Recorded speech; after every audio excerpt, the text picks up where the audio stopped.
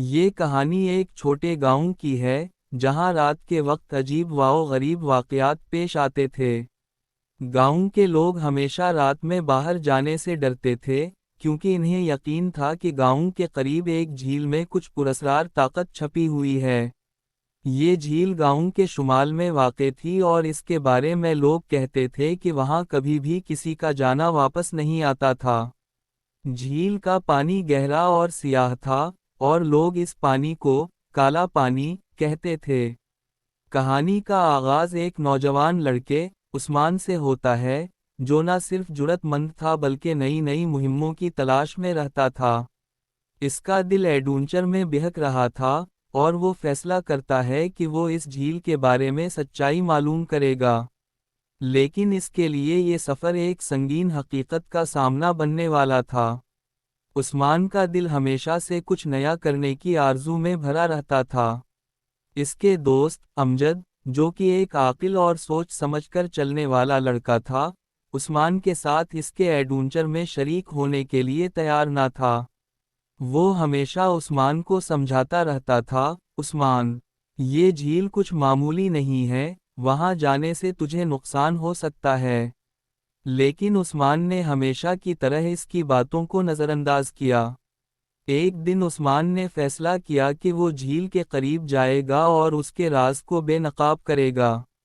وہ اپنی چھوٹی سی کٹیا چھوڑ کر جھیل کی طرف روانہ ہو گیا۔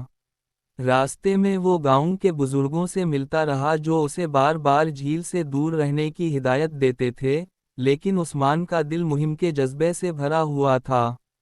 جھیل تک پہنچتے ہوئے عثمان نے دیکھا کہ وہاں کا منظر بہت ہی پراسرار تھا۔ جھیل کا پانی سیاہ اور سیاہ تھا جیسے کسی گہری، خطرناک سرنگ میں غم و غصے کی لہر بھری ہو۔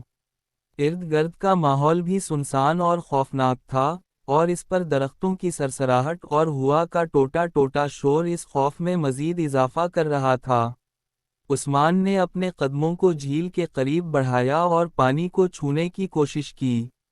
جیسے ہی اس نے اپنا ہاتھ پانی میں ڈالا، ایک سرد اور جمنے والی ٹھنڈک اس کے جسم میں سرایت کر گئی۔ اس نے فوراً ہاتھ باہر نکالا اور پیچھے ہٹ گیا۔ اتنی دیر میں جھیل کے پانی میں ایک عجیب سی حرکت شروع ہوئی۔ پانی میں ایک سیاہ سایہ ابھرا اور اس کے اندر سے ایک خوفناک آواز آئی، یہ میرا پانی ہے، تم یہاں کیوں آئے ہو؟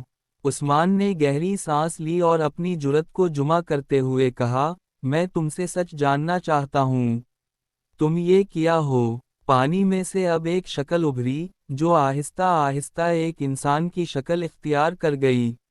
یہ ایک لڑکی تھی جس کا چہرہ سیاہ اور بگڑا ہوا تھا، جیسے کسی قدیم بدرو کا عکس ہو۔ اس لڑکی نے عثمان کی طرف نظر دوڑائی اور کہا، ایک وقت میں انسان تھی، لیکن اب میں اس جھیل کی قید میں ہوں۔ عثمان نے حیرت سے پوچھا، تم کون ہو؟ اور یہ جھیل کیوں اتنی خوفناک ہے؟ لڑکی نے جواب دیا، ایک وقت میں اس گاؤں کی رہائشی تھی، لیکن میری لالچ نے مجھے یہاں لے آیا۔ میں نے اس جھیل کا راز تلاش کرنے کی کوشش کی تھی اور جھیل کے پانی میں غرق ہو گئی۔ اس جھیل میں چھپی ہوئی ایک بدرو ہے جو اپنی موت کا انتقام لے رہی ہے۔ عثمان کے اندر ایک خوف کی لہر دوڑ گئی، لیکن اس نے پھر بھی لڑکی سے پوچھا، تو تم کس طرح یہاں پھنس گئیں؟ لڑکی نے کہا، میں نے اس جھیل کے پانی کو چھوا تھا اور اسی لمحے سے میری روح اس جھیل میں قید ہو گئی۔ اب میں کبھی آزاد نہیں ہو سکتی۔ یہ جھیل اس کی قید گاہ ہے۔